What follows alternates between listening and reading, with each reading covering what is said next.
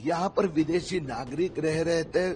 ये जो विद्यार्थी यहाँ पर 11,000 जो वहां से आए, उसमें से 6,600 विद्यार्थी बिहार के सीमांचल के हैं। वो कौन है, वहाँ के हैं या बांग्लादेश के हैं? स्वाभाविक है, उद्धव ठाकरे सेना है, कांग्रेस के नेता है, गुजरात क्योंकि वहाँ से।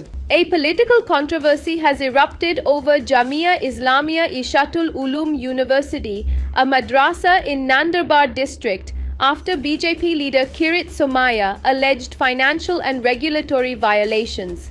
In September 2025, the union government imposed FCRA restrictions blocking foreign donations to the institution.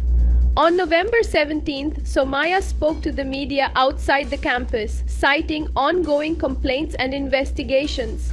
Yesterday, November 26th, authorities announced the seizure of assets worth 110 crore rupees linked to the university for alleged FCRA violations.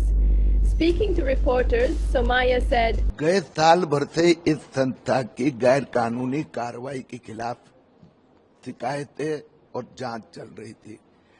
Bharat सरकार ने 2 महीने पहले इसके ऊपर विदेश से donation के लिए FCRA प्रतिबंध लगाया।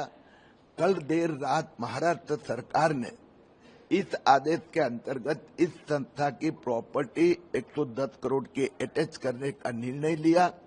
उन्होंने प्रशासक करके एक सीनियर वरिष्ठ IAS अधिकारी की नियुक्ति की है। उसी के साथ साथ यहाँ पर विदेशी नागरिक रह रहे थे, गैर कानूनी पद्धति से, उनके ऊपर भी जांच शुरू है।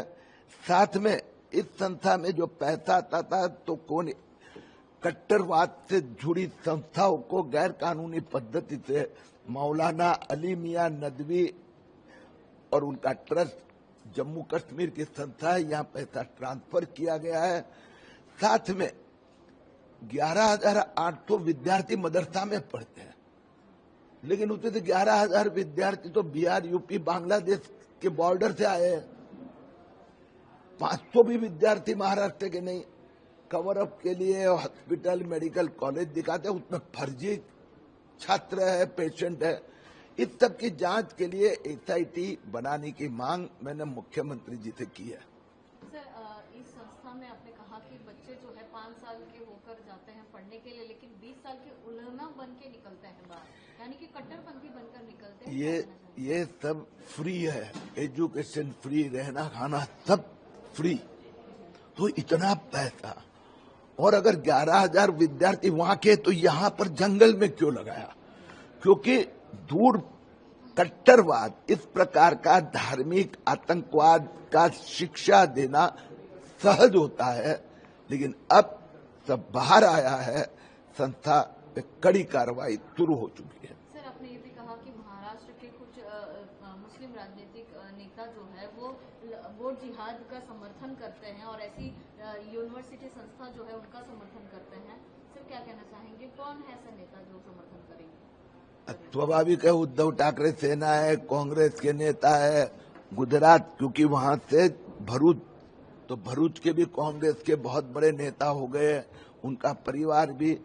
लेकिन अब जांच होगी और सब बाहर आएगा। सर, आपने SIT की मांग की है और कहां पे जो किस तरह की मांगे इस संस्था के खिलाफ कार्रवाई के लिए मांगे की है? ऐसा यह संस्था से 100 दूसरी संस्था में पैसा जाता है, उसकी भी जांच करनी पड़ेगी। ये जो विद्यार्थी यहाँ पर 11,000 जो वहां से आए, उसमें से 6,600 विद्यार्थी बिहार के सीमांचल के हैं। वो कौन है, वहां के हैं या बांग्लादेश के हैं? और इसके लिए एक उच्च स्तरीय SIT बने जिसमें केंद्र सरकार का भी साथ हो। आज तो अलग अलग एजेंसी, गृह मंत्रालय हो, IB हो, ATS हो, NIA हो, अलग अलग जांच कर रहे हैं।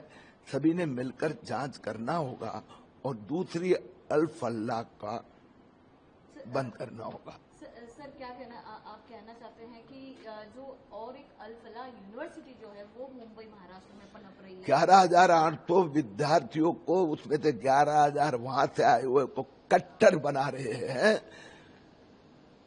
मदरसा चला रहे हैं, और बाकी विदेशी सहाय, विदेशी नागरिक, चिंता की बात है। The university administration has not issued a public statement so far.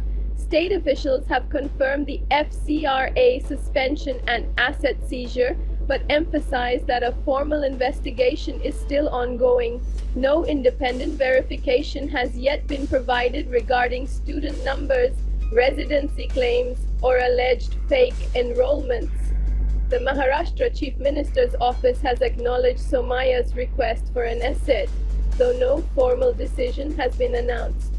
Authorities have urged the public to await official statements before drawing conclusions. The matter remains under investigation.